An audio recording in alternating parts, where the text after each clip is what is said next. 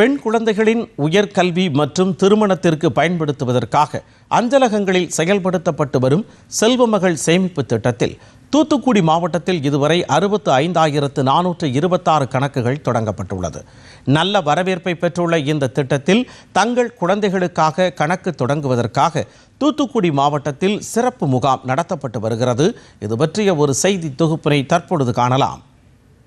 பெண் குழந்தைகளை பாரமாக நினைக்கும் எண்ணம் இருக்கக்கூடாது. பெண் குழந்தைகளை படிக்க வைக்க வேண்டும், பெண் குழந்தைகளை பாதுகாக்க வேண்டும் என்பதற்காக சுகன்யா சமிருதி என்கின்ற செல்வமகள் சேமிப்பு திட்டம் மத்திய அரசால் கடந்த 2016ஆம் ஆண்டு கொண்டுவரப்பட்டது. 10 வயதுக்கு உட்பட்ட பெண் குழந்தைகளுக்கு இந்த திட்டத்தில் அஞ்சலகங்களில் சேமிப்பு கணக்கு தொடங்கலாம்.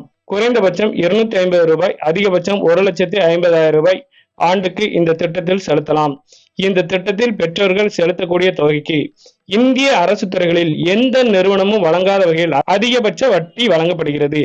இந்த திட்டத்தில் 18 வயதுக்கு பின் அந்த பெண் குழந்தை உயர் கல்விக்காகவோ திருமணத்திற்காகவோ இந்த கணக்கிலிருந்து முழுமையாகவோ பகுதி அளவிலோ பணத்தை எடுத்துக்கொள்ள முடியும். பெண் குழந்தைகளை பெற்றவர்களுக்கு மிகவும் பயனளிக்கக்கூடிய இந்த திட்டத்தில் கணக்கு தொடங்குவதற்காக தூத்துக்குடி மாவட்டத்தில் உள்ள அனைத்து அஞ்சலகங்களிலும் தற்போது சிறப்பு முகாம் நடத்தப்பட்டு வருகிறது என கூறுகிறார் தூத்துக்குடி கோட்ட அஞ்சல் கண்காணிப்பாளர் ஜி செந்தில்குமார். சுகன்யா சமிருதி அக்கௌண்ட் என்று அழைக்கப்படும் செல்வ மகள் சேமிப்பு திட்டத்தில் பெண் குழந்தைகளுக்கான ஒரு எதிர்கால வாழ்விற்கான உத்தரவாதத்திற்காக இந்த திட்டம் என்பது நடைமுறைப்படுத்தப்பட்டு வருகிறது.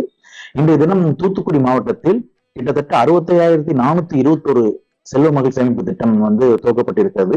இந்த நிதியாண்டில் மட்டும் 5,656 செல்வ மகள் சேமிப்பு திட்டம் துவக்கப்பட்டிருக்கிறது.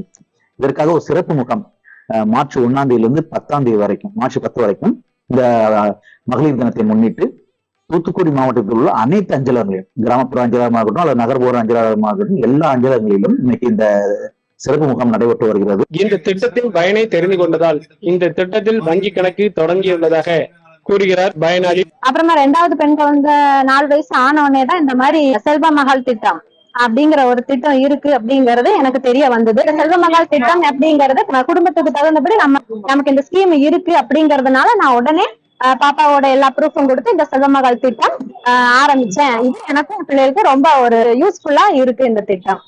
நம்ம கல்யாணத்துக்கு உதவிக்கணும், கொஞ்சம் கொஞ்சமா காசு சேர்த்தா அமௌண்ட் அதிகமா சேரும், நமக்கு வட்டி கொஞ்சம் அதிகமா ஏறும். தூத்துக்குடி மாவட்ட செய்தியாளர் ஏ லக்ஷ்மணன்.